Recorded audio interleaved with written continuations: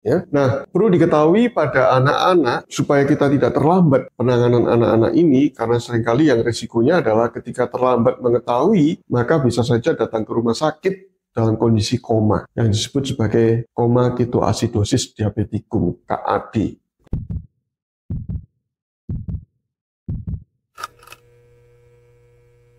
Jumpa lagi dengan saya dalam Opini Sehat Dr. Roy. Kali ini saya mengajak Anda membahas satu yang khusus ya untuk anak-anak, yaitu penyakit kencing manis pada anak-anak. Berdasarkan IDAI, Ikatan Dokter Anak Indonesia, dari tahun 2010 sampai dengan Januari 2023 terjadi kenaikan kasus yang sangat signifikan, 70 kali lipat. Ditemukan sekitar 1.600 sekian anak yang menderita kencing manis. 85-90% itu terkena kencing manis tipe 1 dan sisanya sekitar 10-15% adalah kencing manis tipe 2 ya. Memang ada perbedaan tipe 1 dan tipe 2. Tipe 1 itu karena memang produksi insulinnya yang kurang dan bahkan tidak diproduksi karena adanya gangguan dari pabriknya yaitu pankreas yang disebabkan karena penyakit autoimun ya, yang sampai sekarang mungkin perlu penelitian lebih lanjut.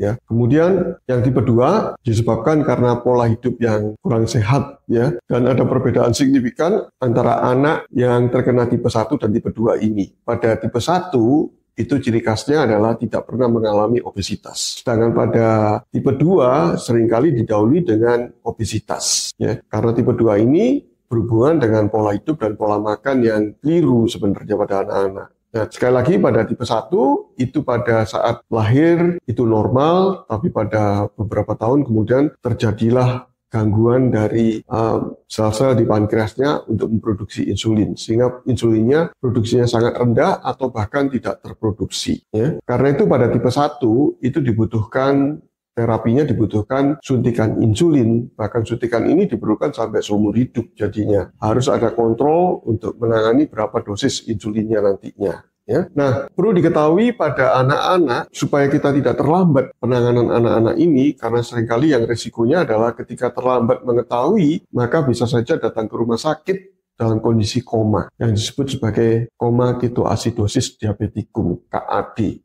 Ya, itu disebabkan terutama yang tersering karena DM tipe 1, yaitu kondisi di mana gula darahnya naik tinggi, bisa di atas 500, tetapi kondisi ketonnya pun juga tinggi. Ketika keton dan gula darah ini naik sama-sama tingginya, maka itu menimbulkan gangguan di dalam tubuh dan terjadi keasaman tubuh yang sangat tinggi. Dan keasaman ini akan mengakibatkan kerusakan di dalam organ-organ tubuhnya dan sampai timbullah koma itu dan perlu penanganan yang ruang intensif ICU biasanya ya. Nah, karena itu perlu diidentifikasi terutama pada DM pada anak yang paling banyak memang tipe 1 ini ya. Karena itu ketika Anda mendapatkan anak yang lemas ya, tidak bergairah untuk berolahraga tapi tidak obesitas, kemudian ditandai dengan gejala ingin makan tetapi tidak bisa gemuk ya, kemudian sering kencing ya, dan sering minum. Nah, hati-hati, terutama di malam hari bolak-balik kencing ya. Jangan-jangan dia ini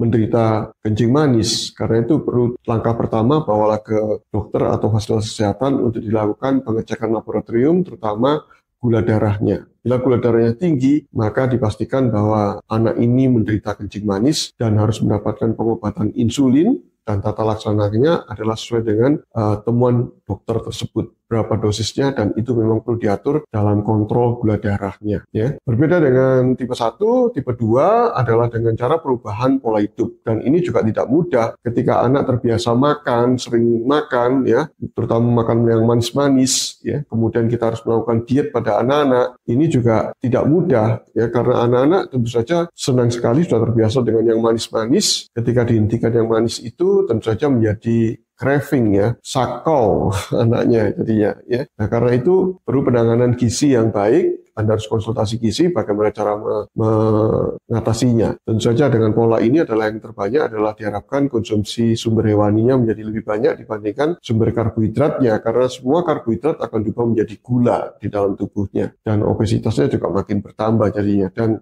itu akan memperparah kondisi kencing manisnya. Memang tidak separah DM tipe 1 yang mudah terjadi ketoasidosis. DM tipe 2 ini berangsur-angsur akan menimbulkan gangguan di dalam tubuhnya sendiri, di dalam berbagai organ. Karena sebagaimana kita ketahui bahwa kencing manis itu adalah mother of illness, induk dari segala penyakit, karena menimbulkan berbagai macam komplikasi dari ujung rambut sampai ujung kaki. Ya. Karena itu perlu penanganan khusus, perlu perhatian khusus untuk DM pada anak-anak atau kencing manis pada anak-anak ini. Sekali lagi, awasi gejalanya ketika anak Anda terutama DM tipe 1 tidak pernah gemuk, tidak atau malas bergerak karena memang energinya kurang, kemudian makan sering tetapi tidak bisa gemuk, kemudian sering buang air kecil terutama di malam hari, dan sering minum karena haus, maka sebaiknya lakukan pengecekan gula darah. Diketahui secara dini, maka akan menyelamatkan anak Anda dari kondisi yang sangat kritis nantinya, yaitu ketoasidosis, sekali lagi yang membutuhkan ICU nantinya. Jadi harus hati-hati di situ. Ya. Kasihan anak-anak ini, karena sejak anak-anak mereka harus mendapatkan pengobatan, yaitu suntik insulin, dan itu perlu disupport oleh kita semuanya agar mereka tidak bosan untuk mendapatkan insulin ini, karena harus seumur hidup harus dilakukan. Ketika semua bisa dikontrol, maka anak ini pun juga bisa tumbuh kembang seperti layaknya anak-anak normal, bahkan bisa menjadi orang-orang penting nantinya di masa yang akan datang. Sudah banyak contohnya yang